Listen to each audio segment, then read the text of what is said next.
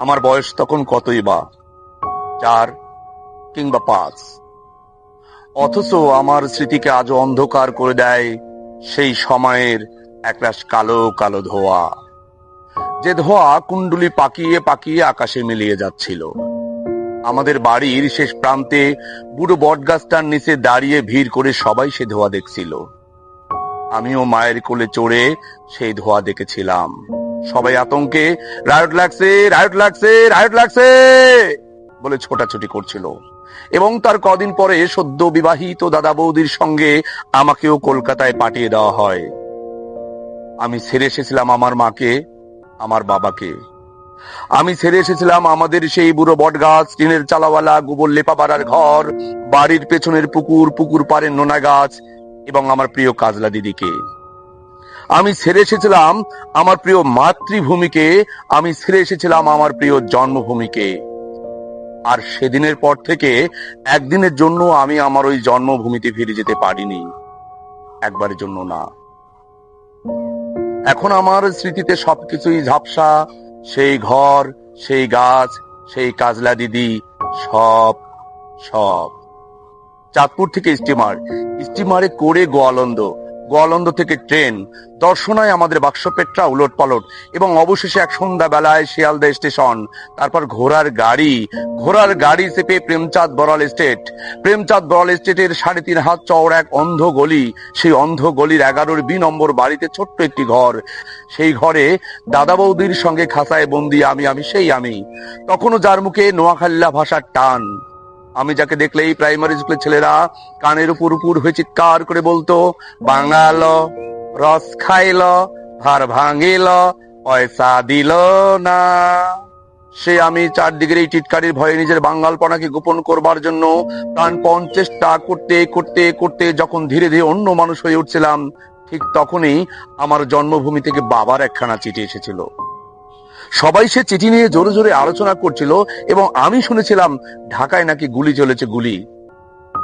বহু বছর পর জেনেছিলাম সেই গুলি চলেছে তাদের উপর যারা আমার মাতৃভাষার মর্যাদা রক্ষা করতে ওপার বাংলায় লড়াই শুরু করেছে। শুনেছিলাম তারা নাকি পুলিশের বন্দুকের সামনে জামার বোতাম খুলে চিৎকার করে গাইছিল, ওরাই আমার মুখের কথা কায়রা নিতে চায়।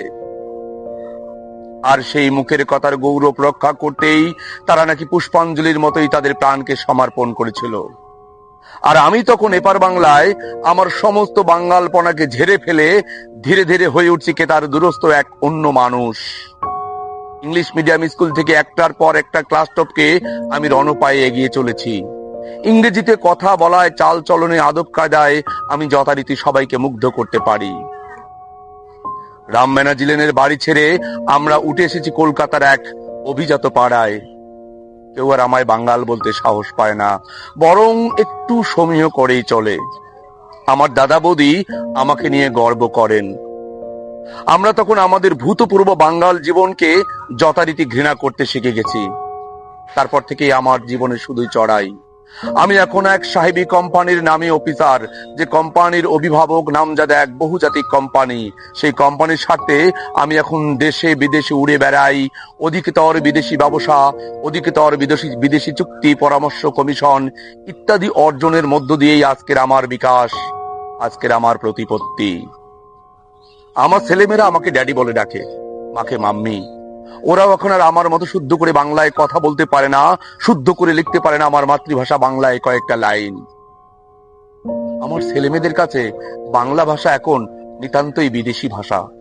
সেবার লন্ডনে এক জাপানি শিল্পপতিকে বিদেশের মাটিতে দাঁড়িয়ে অন্যদের সঙ্গে যখন তার মাতৃভাষায় জাপানিতে অনর্গল কথা বলছিল, ঠিক তখনই আমার বুকের ভেতর কেমন জানি একটা কষ্ট হচ্ছিল। ইংরেজিতে কথা বলতে না পারার জন্যে ওই লোকটির মধ্যে কোনো লজ্জা ছিল না, বরং মাতৃভাষায় কথা বলতে পারার অহমিকায় লোকটিকে যেন উজ্জ্বল হয়ে উঠতে দেখেছি। আমার ভিতরে সেই অভিজ্ঞতার যন্ত্রণা একটা কান্না হয়ে গুমড়ে গুমড়ে উঠছিল।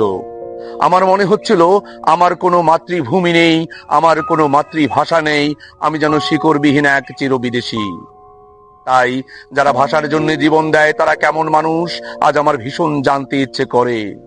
সেই বাংলাদেশের জন্যে, সেই বাংলা ভাষার জন্যে, একটুখানি বাঙালি হয়ে উঠার জন্যে একটা ভয়ঙ্কর যন্ত্রণা টনটন টনটন করতে থাকে।